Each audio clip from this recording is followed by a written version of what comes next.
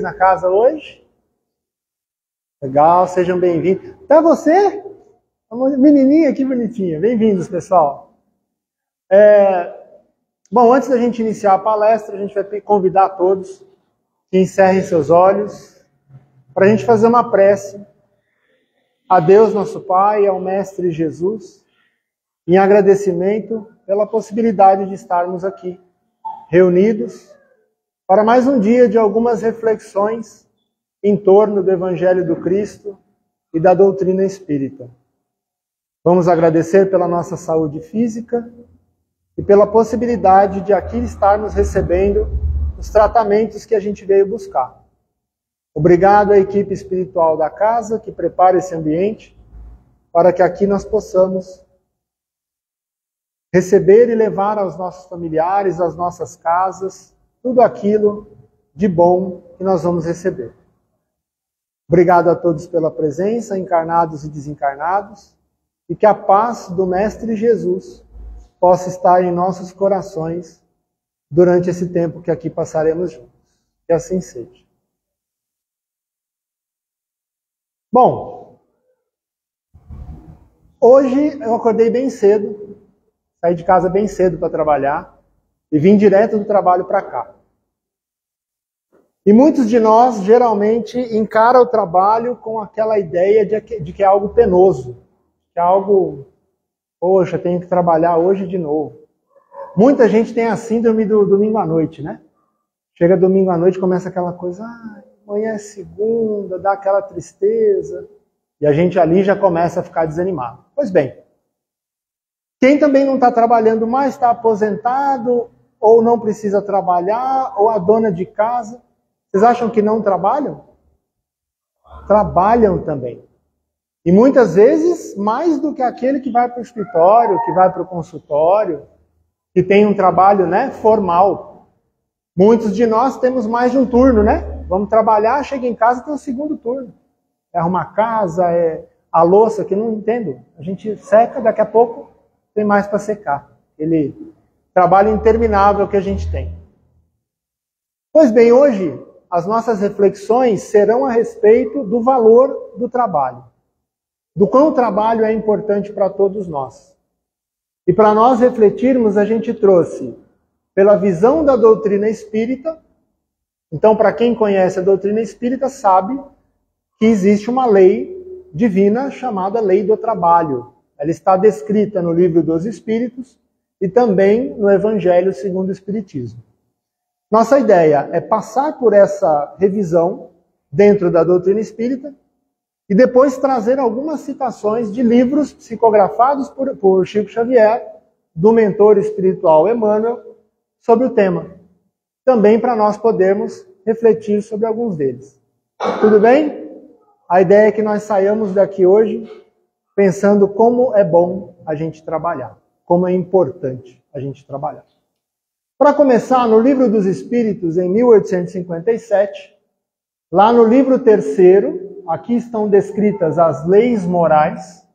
Para quem se interessar, esse capítulo do livro, esse livro do Livro dos Espíritos, é um sublivro, pode-se ter o detalhamento dele no livro O Evangelho segundo o Espiritismo, que fala da moral cristã.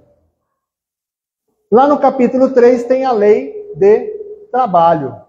Kardec, catalogando todas as perguntas que ele fez aos espíritos quando escrevia toda a doutrina espírita, ele perguntou na 674, a necessidade do trabalho é uma lei da natureza? Olha que interessante isso. Espiritualidade. Trabalhar é uma lei da natureza? É necessário? É obrigatório? Entre aspas. Vamos ver o que a espiritualidade respondeu.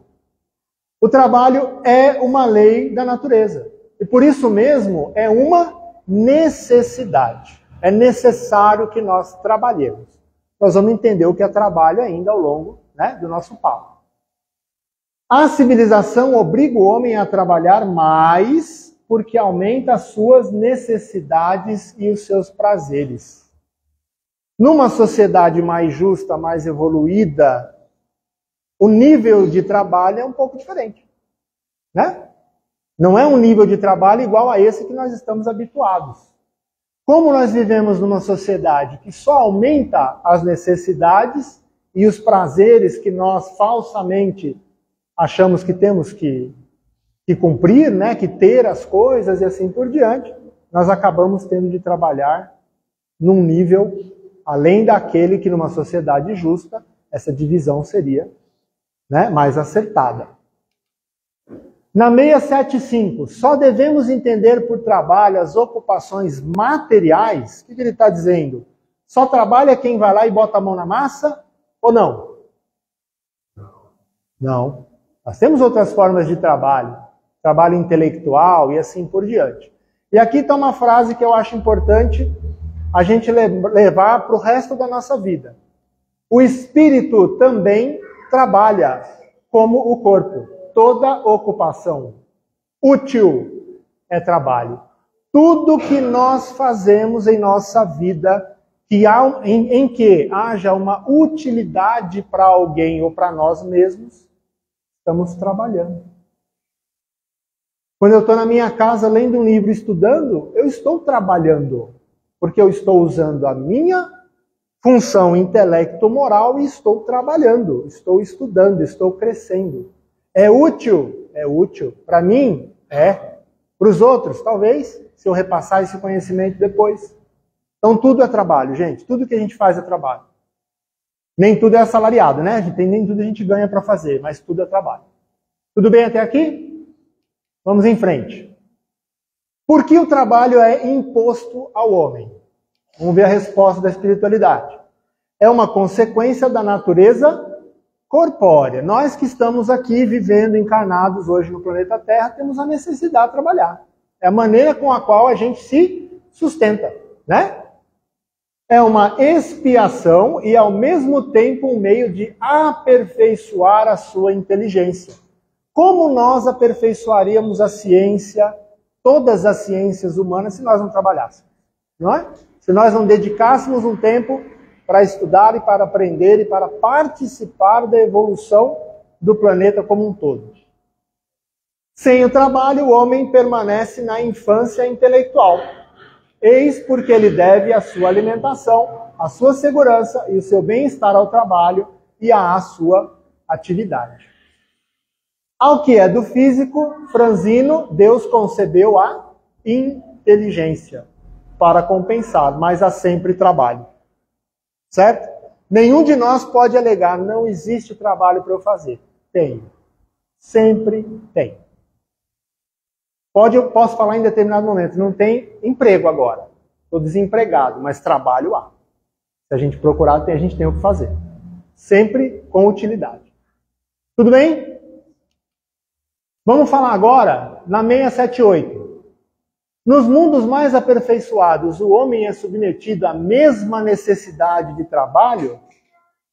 Ou será que a gente vai desencarnar, aí vai vir Jesus nos escolher e nós vamos viver eternamente fazendo carinho nos leões? É isso que a gente vê, né? Nas revistas por aí. Nós vamos abraçar o tigre e ficar lá eternamente o tigre. Não, né, gente? Não, né? Nós temos trabalho, temos utilidade e nós vamos continuar. Vamos ver o que nos diz a espiritualidade. A natureza do trabalho é relativa à natureza das necessidades. Ele já tinha respondido isso lá atrás. As necessidades nos planetas mais evoluídos são menos materiais que as nossas. Portanto, quanto menos necessidades materiais, menos material é o trabalho. Certo? Por isso que o homem permanece, mas não julgueis, por isso que permanece inativo ou inútil. Nós não vamos ficar ouvindo as harpas tocando e fazendo carinho no tigre. Nós temos atividade. A ociosidade seria um suplício em vez de um benefício. Pois bem, imaginem vocês em um planeta mais evoluído e você vivendo na plenitude da perfeição. E os outros que estão sofrendo, a gente vai esquecer deles? Não vamos fazer nada pelos nossos irmãos que estão para trás? Então há sim trabalho, muito trabalho. Tudo bem? Vamos em frente. Aqui é legal, gente. Aqui eu quero que vocês pensem junto. Achar-se-á isento da lei de trabalho o homem que possua bens suficientes para lhe assegurarem a existência. O camarada que nasceu em berço esplêndido, lá em berço de ouro, como a gente diz. Esse cara não precisa trabalhar?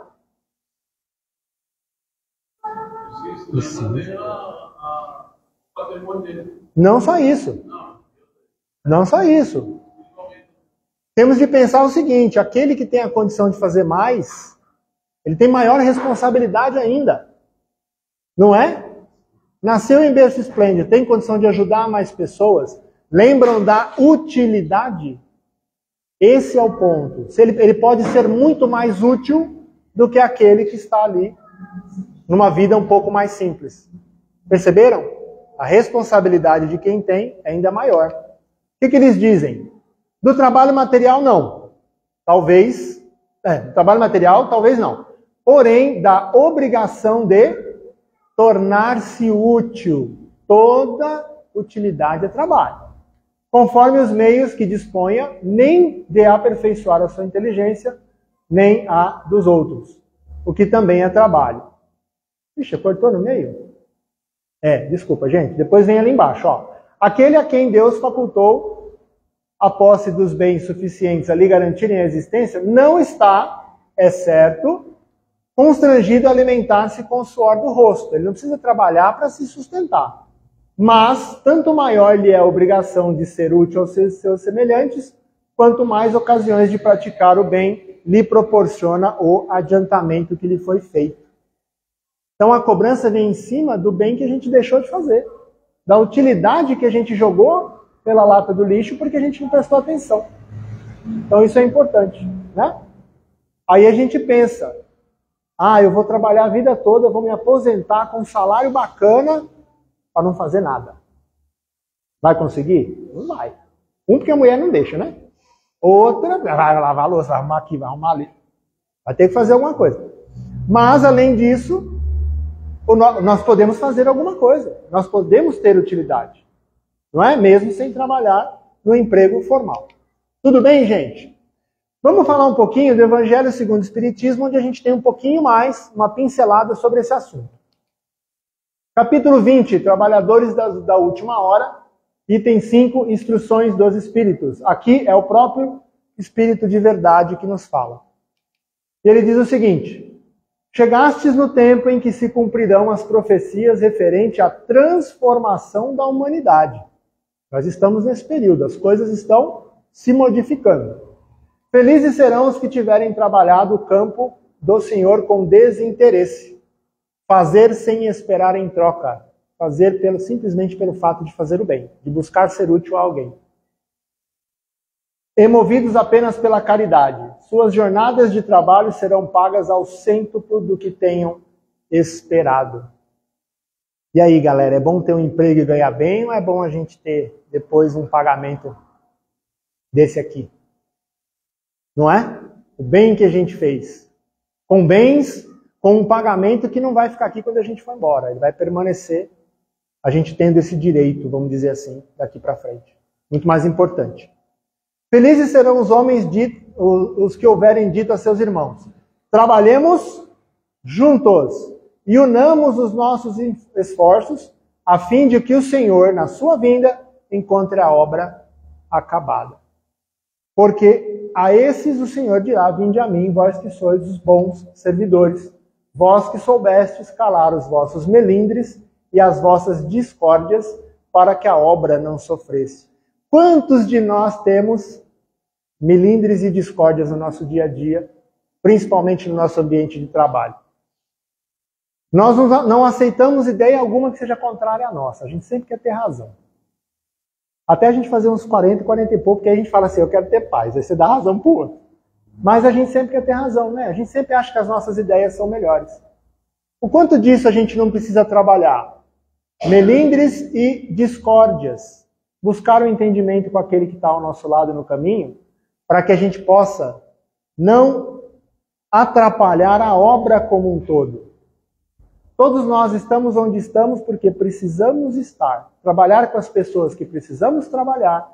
Viver com os parentes e amigos que nós precisamos viver. se nós não acertarmos com todo mundo, numa boa, não precisa amar desesperadamente, mas viver bem. Como é que a gente vai cumprir a obra como um todo? Mais uma reflexão para a gente levar. Oi? Vem, a gente pede. É isso mesmo. A gente até pede para vir. Vamos lá. Agora, pessoal, vamos para uma segunda fase. Até aqui tudo bem?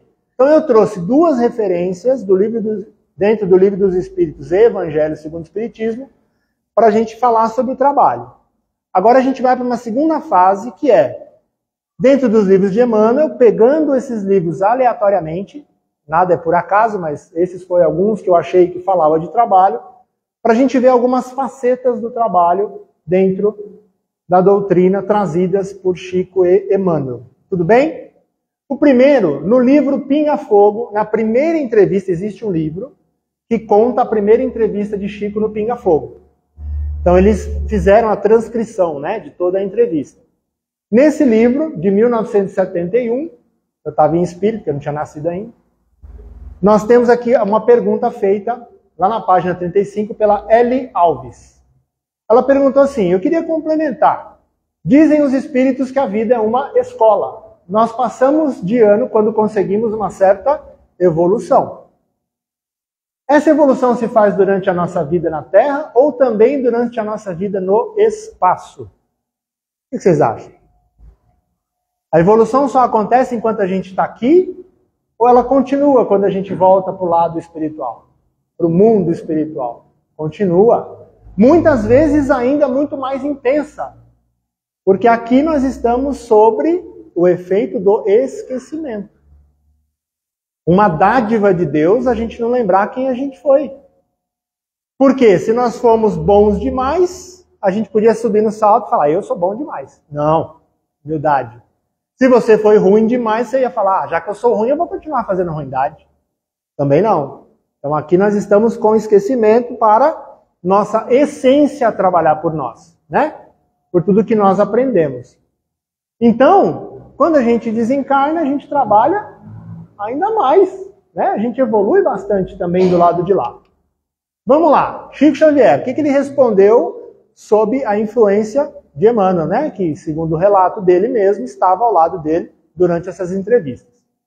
Na vida terrestre, nós temos sempre um programa de trabalho e de autoeducação a ser realizado, mas esse programa prossegue além da vida, conforme as nossas necessidades, porque todos estamos subordinados à misericórdia de Deus dentro da justiça que nos rege os destinos.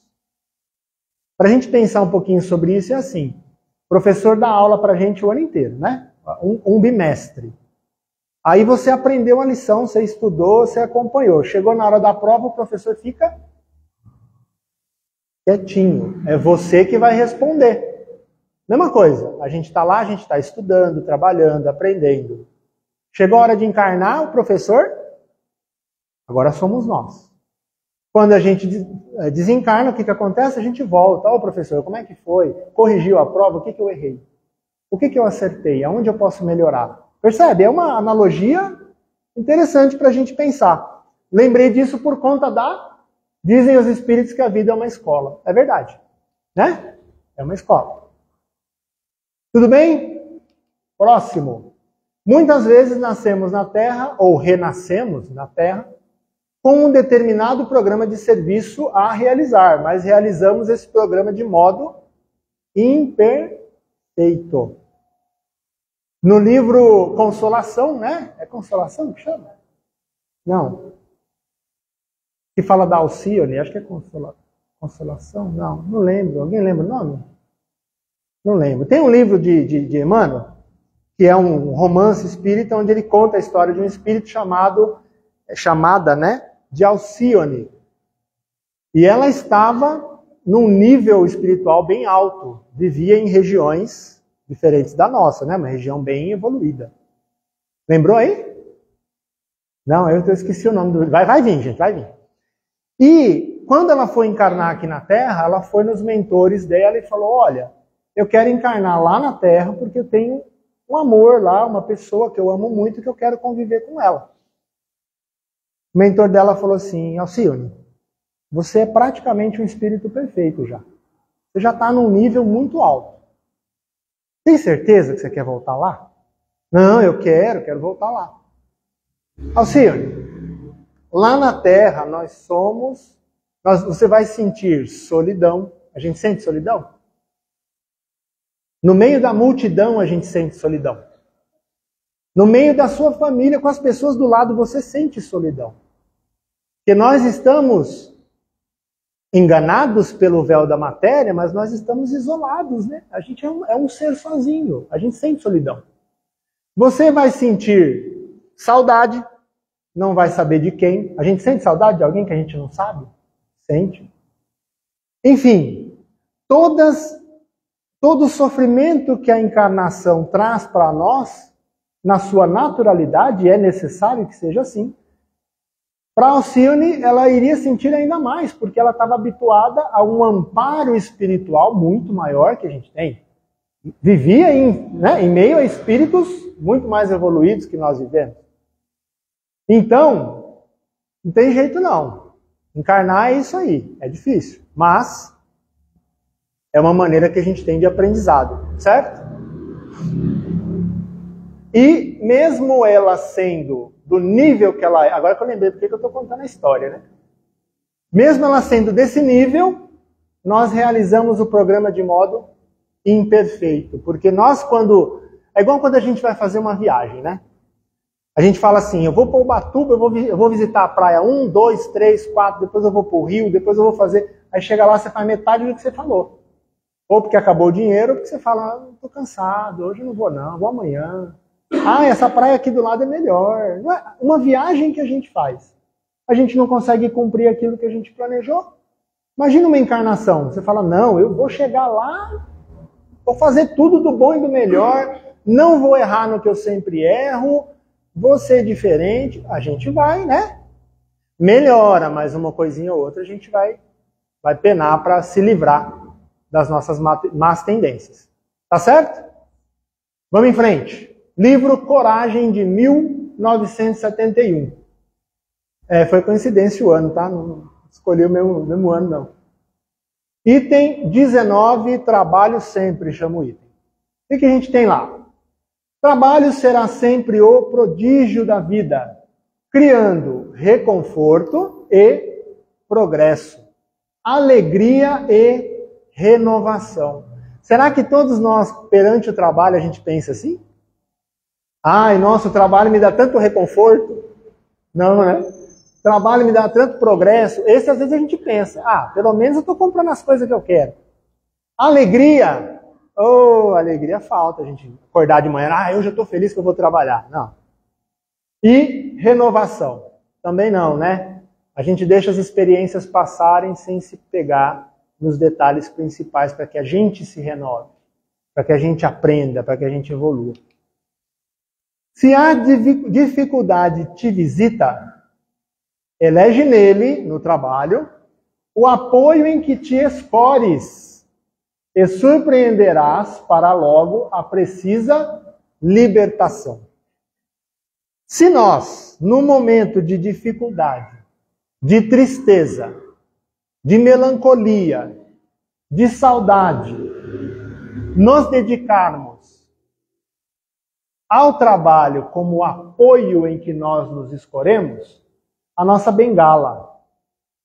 Estou passando por uma situação difícil? Vou trabalhar. Trabalho é ir para o serviço todo dia? Não. Vou fazer algo por alguém. Vou ser útil. Isso eu trabalho. Estou triste, estou sentindo mal. Vou fazer algo por alguém. Vou trabalhar. Tirar do meu para o outro. Né? No momento da dificuldade. Aposto com qualquer um aqui que vai melhorar. Você vai se entreter com isso aqui, você vai fazer o bem, e os seus sofrimentos, muito provavelmente, vão ser menores do que aqueles que nós vamos encontrar pelo caminho. No momento em que a gente vai ajudar alguém. Certo? Mais sobre o trabalho. Quando a névoa da tristeza te envolva em melancolia, procura nele o clima que te acolhas e observar-te-ás sob novo clarão de encorajamento e esperança, que a gente acabou de falar, certo? Perante a dor dos próprios erros cometidos, cometi vários erros, persevera com ele no cotidiano e a breve espaço, granjearás serenidade e restauração. Errei, fiz uma coisa errada, feia, errei feio. Eu paro para ficar pensando nisso, ou eu entendo que eu errei e vou trabalhar. Fazer o bem para alguém, fazer alguma coisa útil, para que eu, a partir daquele momento, busque não errar mais, mas ocupado em fazer o bem, em fazer algo a alguém. Perfeito? Ficar sentado num cantinho pensando sobre os seus erros não vai fazer com que você evolua em nada.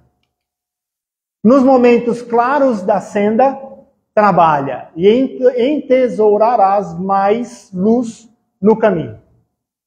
E eu acho que por último aqui desse, haja pois o que houver, ampliem-se os obstáculos, agigantem-se problemas, intensifiquem-se lutas ou se agravem provações, trabalha sempre no bem de todos. Porque trabalhando na seara do bem, podes conservar a certeza de que Deus te sustentará. Como dizem no dialeto popular, passarinho não morre de fome, né? Passarinho não morre de fome. Todo passarinho tem a sua comida. Todo animal silvestre tem como se alimentar. Deus não provê para a gente as coisas? Cada um ao nosso modo, à nossa necessidade? Então vamos trabalhar, gente. É trabalhar para o bem de todos. Tudo bem? Livro Mãos Unidas, 1972. Introdução. Mãos unidas, tão somente assim, de mãos entrelaçadas, conseguiremos alcançar as realizações do trabalho e do estudo que nos farão atingir os elevados objetivos a que estamos todos destinados nos caminhos do aperfeiçoamento e da evolução. É junto, gente. Somos todos nós. É aquele vizinho que você sabe que tem boa intenção, junta os dois para ajudar o terceiro vizinho que está passando por dificuldade. É isso. É aquele amigo que você encontra, sabe que ele está numa pior, você está lá do lado. Estou falando de dinheiro? Não. Estou falando de uma ligação, de uma mensagem no WhatsApp, de um áudio, de um bom dia. É isso. Ligar para saber como aquele amigo distante está. E claro, sabendo que o vizinho está passando por dificuldade, é ali do nosso lado, não é à toa, porque a gente está ali para ajudar mesmo. Item 5 do mesmo livro. Na boa luta. A seara do bem que Jesus nos descortina se revela por trabalho árduo. Não é fácil, gente, é trabalho. Com alicerces no espírito de equipe, como a gente falou aqui em cima, juntos. Serviço de confraternização e apoio mútuo em que os tarefeiros de coração interligados e mãos unidas são convocados a duro labor, começando no burilamento de si mesmos. Legal? Então vamos em frente. No item 19, chama Eles e os Outros. Os mais felizes são aqueles que já trabalham de algum modo em favor de muitos ou a benefício de alguém. E, por esse motivo, são os que constroem. Os menos felizes são aqueles outros que ainda não conseguem aceitar o valor do trabalho e a felicidade de servir. E por isso são aqueles que esperam, e por isso, são aqueles que esperam. Todos, porém, somos filhos da sabedoria divina, necessitados um dos outros. Precisamos aprender o valor de servir. Não é? Como é gostoso a gente fazer algo por alguém. Aqui na casa a gente faz, uma vez por mês, a entrega das marmitinhas, né? A gente monta as marmitinhas e entrega. Gente, vocês não sabem o valor que isso tem. Como isso é importante. Como isso é bacana. Como é legal você levar um alento, pequeno que seja, alguém que precisa. Vamos pensar nisso, vamos tentar. E são coisas pequenas, na sua comunidade, na sua vizinhança, coisas pequenas que a gente pode fazer para ajudar aqueles que mais precisam. Livro Escrínio de Luz, 1973, Ante o Sol Eterno.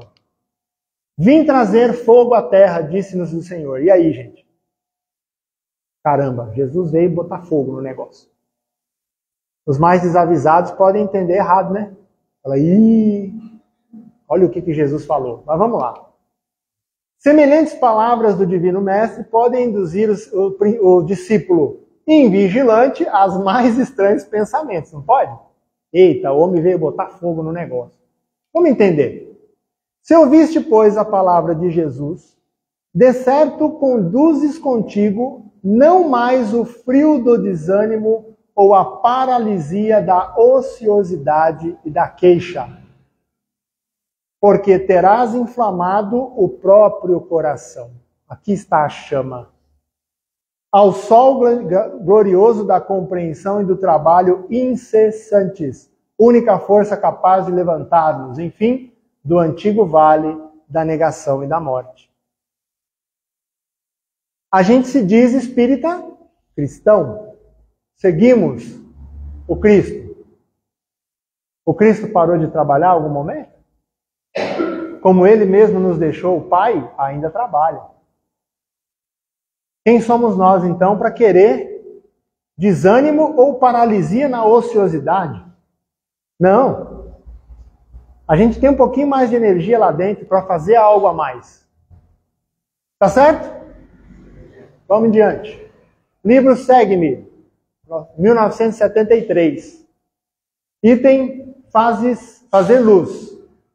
Acolhei o que é débil na fé, não porém para discutir opiniões. Olha que interessante. Paulo, em carta aos Romanos, capítulo 14, versículo 1. O que ele diz aqui? Diz o apóstolo: acolhei o que é débil na fé, não porém para discutir opiniões. É que para chegar à cultura, filha do trabalho e da verdade, o homem é naturalmente compelido a indagar, examinar, experimentar e teorizar.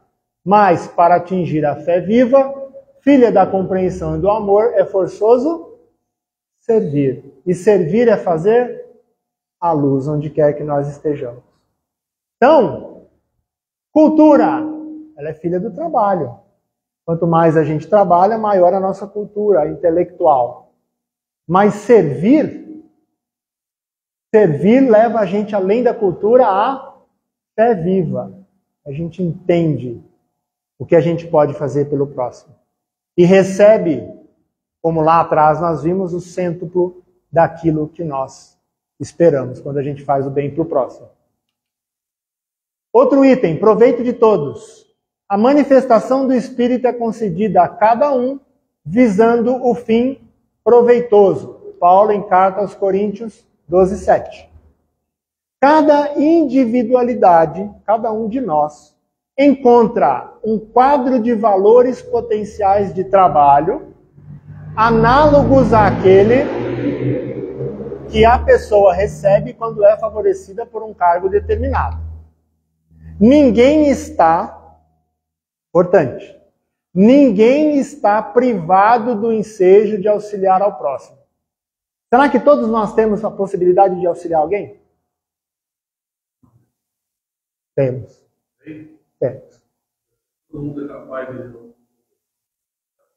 Privados do ensejo. Você é casado. Você tem o ensejo de ajudar a sua esposa. De auxiliá-la em algum momento, de alguma maneira. Você tem um filho, você tem o ensejo de auxiliá-lo. Você tem um vizinho, você tem... Andou na rua, você tem ensejos diversos de fazer o bem. Importante é nós estarmos conscientes e atentos a isso. Elevar, aqui ó, como qualquer um pode, aqui a gente vai ver, ó. Auxiliar o próximo. Elevar, consolar, instruir, renovar. Você encontra alguém que está pensando aqui em suicídio. Você senta com ele e fala, meu irmão, peraí, ué. Não é por aí não. O caminho não é esse. Vamos por aqui, vamos por ali. Vamos tentar outra saída. O que você precisa? Como eu posso te ajudar? Vamos procurar ajuda de especialistas na área de psicologia, de psicopedagogos, e vamos trabalhar isso aí. Você não está ajudando? Você está. Às vezes não precisa você ser o psicólogo, mas você precisa conversar e levar essa pessoa aí ao psicólogo. Então nós temos sim ensejo o tempo todo de auxiliar, elevar, consolar, instruir e renovar. Não te detenhas. Vamos parar de medo de ajudar. O amparo do Senhor é concedido a cada ser humano, visando o proveito de todos. Vamos lá, livro Instrumentos do Tempo, 1974. Item 3, aflições. Aparecem aqueles que se afirmam desditosos por não poderem competir com o luxo de quem se confia à extravagância e à loucura. A gente não vai lá no Instagram ou no Facebook ver aqueles carros lindos, aquelas motos que a gente queria ter, aquelas casas. Às vezes eu tenho um canal no Instagram que o cara pega um cantinho de uma casa que tá horrível. Aquele quartinho da bagunça. E aí vem um arquiteto e tal e faz um projeto, aquela casa vira um lugar que assim, eu moraria só do lado de fora, não precisa nem deixar eu entrar. Coisa mais linda. A gente não fica assim, nossa, eu queria ter isso e tal. Pois bem, a gente às vezes se reclama porque, poxa, queria ter e não posso. Quantos de nós, né, não pensa assim? Às vezes não é algo assim, inveja, não, você só fala assim, pô, eu queria tanto ter isso aí e não posso ter, né? Bom, surgem muitos em lágrimas de inveja e despeito à frente dos vizinhos interessados na educação e na melhoria de vida.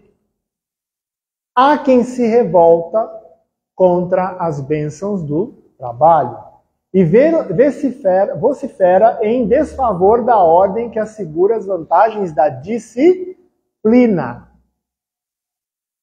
Só aqui é um outro bate-papo, dá para a gente falar isso aqui mais 1 hora sem problema. A disciplina que nós somos convidados a ter quando nós não temos as posses que nós gostaríamos de ter. Disciplina. Será que nós, em posse de tudo aquilo que nós gostaríamos de ter, trabalharíamos da maneira correta com esses bens, com esses valores?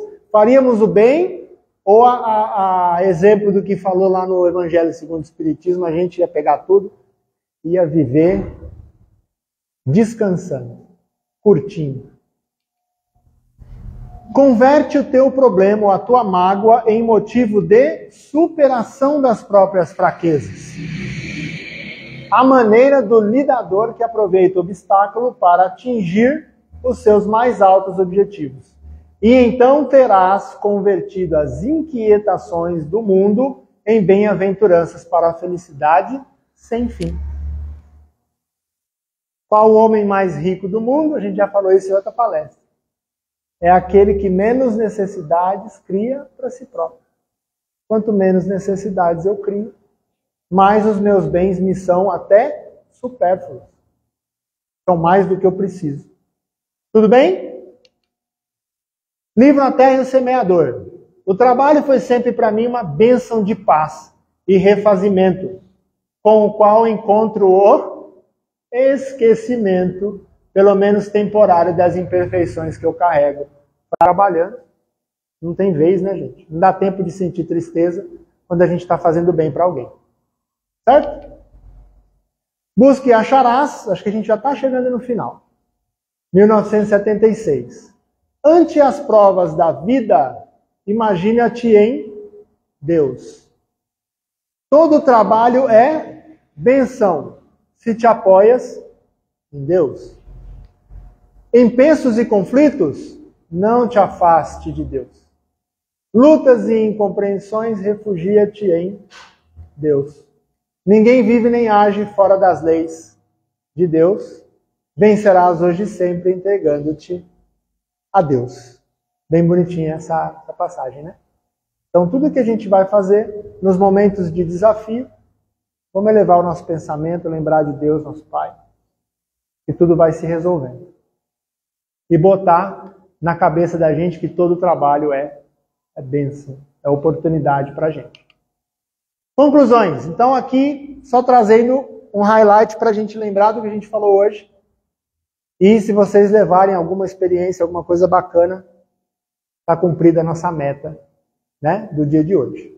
Primeira delas, o trabalho se nos apresenta conforme nossas aptidões. Então, quando a gente está apto, quando a gente tem vontade, os trabalhos vão aparecendo para a gente.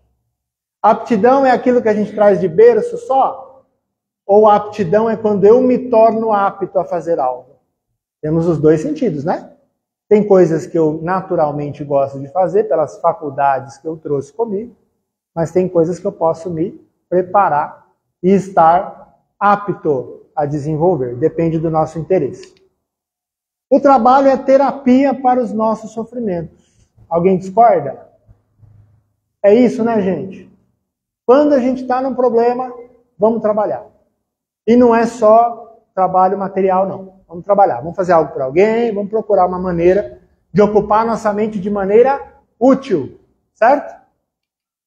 Toda ocupação útil é trabalho. A relação que nós vimos entre trabalho e caridade. No fundo, nós falamos de ajudar o outro, de ser útil, de usar o nosso tempo em favor disso, e isso se trata de ser caridoso, de buscar fazer o bem aos outros. Tudo bem? Por último, trabalho é roteiro da justa emancipação. Não vale agir por agir.